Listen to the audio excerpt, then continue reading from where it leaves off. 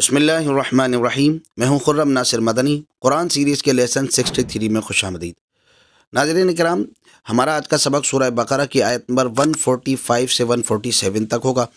جس میں اللہ رب العالمین نے اہل کتاب کی ہٹ دھرمی کو بیان کیا اور اس بات کو واضح کیا کہ یہ لوگ اس لیے ایمان نہیں لاتے کہ ان پر حق روشن نہیں ہوا اور ان کے پاس دلائل نہیں پہنچے۔ دلائل بھی ان کے پاس پہنچے، حق بھی ان پر روشن ہے، لیکن یہ ضد کر رہے ہیں یا اناد کی وجہ سے، سرکشی کی وجہ سے آپ پر ایمان نہیں لاتے۔ نبی کریم علیہ الصلوۃ والسلام کے لیے اللہ رب العالمین نے جب قبلے کو تبدیل فرمایا تو انہوں نے اس پر بھی سرکشی کا مظاہرہ کیا، اور تبدیلی قبلہ جو نبی کریم علیہ الصلوۃ والسلام کی سچائی کی نشانی تھی، ان لوگوں نے اس نشانی کی وجہ سے ایمان لانے کے بجائے اناد کا راستہ اختیار کیا اور نبی کریم علیہ الصلوۃ والسلام کی مخالفت کی، حالانکہ یہ تو نبی کریم علیہ الصلوۃ والسلام کی حقانیت کی دلیل تھی۔ اللہ رب العالمین ارشاد فرماتا ہے وَلَئِنْ أَتَيْتَ الَّذِينَ أُوتُوا الْكِتَابَ بِكُلِّ آيَةٍ مَا تَبِعُوا قِبْلَتَكَ،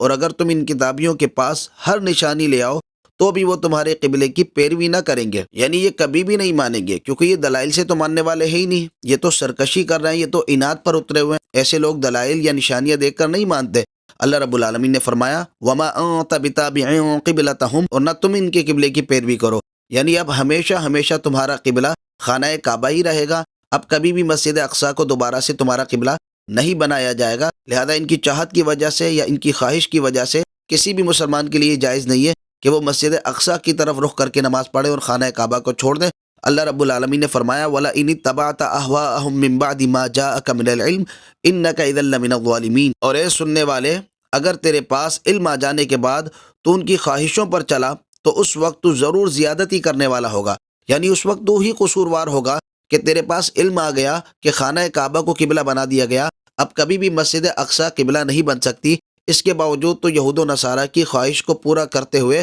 مسجد اقصیٰ کو قبلہ بنا دے، دین اسلام کو چھوڑ دے، تو ایسے وقت میں تو اپنے آپ کو ہی ملامت کرنا، اس وقت تو خود ہی اپنے اوپر ظلم کرنے والا ہوگا۔ اور یہ اہل کتاب تو اتنے سرکش ہیں کہ یہ اپنے بیٹوں کو جیسے پہچانتے ہیں، اتنا واضح طور پر نبی کریم علیہ الصلوۃ والسلام کو پہچانتے تھے، اس کے باوجود بھی آپ پر ایمان نہیں لائے۔ اللہ پاک نے فرمایا الذین آتیناہم الکتاب یعرفونہ کما یعرفون ابناءہم، وہ لوگ جنہیں ہم نے کتاب عطا فرمائی وہ اس نبی کو ایسا پہچانتے ہیں جیسے وہ اپنے بیٹوں کو پہچانتے ہیں۔ کوئی شخص اپنے بیٹے کو پہچاننے میں کوئی غلطی کر سکتا ہے؟ ہرگز نہیں۔ نبی کریم علیہ الصلوۃ والسلام کی تمام تر نشانیاں ان کی کتابوں میں موجود تھیں۔ نبی کریم علیہ الصلوۃ والسلام کو دیکھا تو انہوں نے پہچان لیا، اس پہچان کے باوجود انہوں نے نبی کریم علیہ الصلوۃ والسلام کا کلمہ نہیں پڑھا، کیونکہ اناد اور سرکشی تھی۔ اگر یہ لوگ دلیلوں کو ماننے والے ہوتے تو نبی کریم علیہ الصلوۃ والسلام کی جو نشانیاں بیان ہوئی ہیں ان نشانیوں کے مطابق نبی کریم علیہ الصلوۃ والسلام کو پا کر کلمہ پڑھ سکتے تھے۔ یہودی علماء میں سے حضرت عبداللہ بن سلام رضی اللہ تعالیٰ عنہ وہ ہستی ہیں کہ جو نبی کریم علیہ الصلوۃ والسلام کی بارگاہ میں پہنچے اور انہوں نے اسلام فوراً قبول کر لیا تھا۔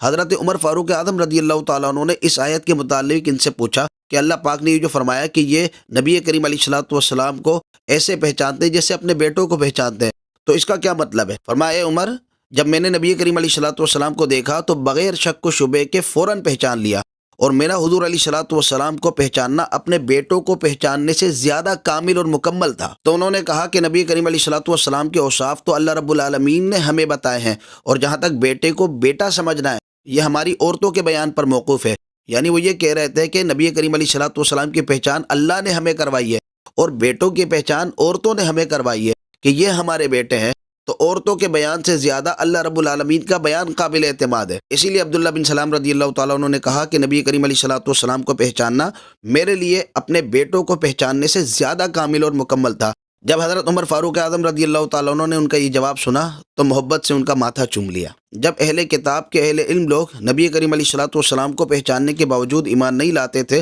تو وہ یہ بھی نہیں چاہتے تھے ان کے مذہب کے دوسرے لوگ نبی کریم علیہ الصلوۃ والسلام کو پہچان کر ایمان لے آئے، لہذا وہ توریت میں موجود نبی کریم علیہ الصلوۃ والسلام کی نشانیوں کو چھپانے کی کوشش کرتے تھے۔ اللہ رب العالمین نے فرمایا وَإِنَّ فَرِيقًا مِّنْهُمْ لَيَكْتُمُونَ الْحَقَّ وَهُمْ يَعْلَمُونَ، اور بے شک ان میں ایک گروہ جان بوجھ کر حق چھپاتے ہیں، یعنی کچھ لوگ ہیں جو جان بوجھ کر نبی کریم علیہ الصلوۃ والسلام کے اوصاف کو چھپاتے ہیں۔ وہ کیسے بھی چھپا سکتے ہیں، یا تو غلط بیانی کر کے چھپا سکتے ہیں یا پھر ان آیتوں میں رد و بدل اور تحریف کر کے حق کو چھپا سکتے ہیں۔ تو یہ دونوں ہی انہوں نے طریقے اختیار کیے تھے۔ اللہ رب العالمین نے مسلمانوں پر واضح کر دیا الحق من ربک فلا تکونن من الممترین، اے سننے والے، حق وہی ہے جو تیرے رب کی طرف سے ہو، پس تو ہرگز شک کرنے والوں میں سے نہ ہونا۔ جب حق واضح ہو جائے کہ یہ بات اللہ رب العالمین کی طرف سے تو پھر اس میں کسی قسم کے شک و شبے کی گنجائش نہیں رہتی۔ یہ آیت کریمہ تشکیک کی لہر والے اس دور کے اندر ہمارے لیے بہت زیادہ قابل غور ہے کہ آج کے دور کے اندر قرآن کریم کی آیات کے حوالے سے، نبی کریم علیہ الصلوۃ والسلام کی ذات کے حوالے سے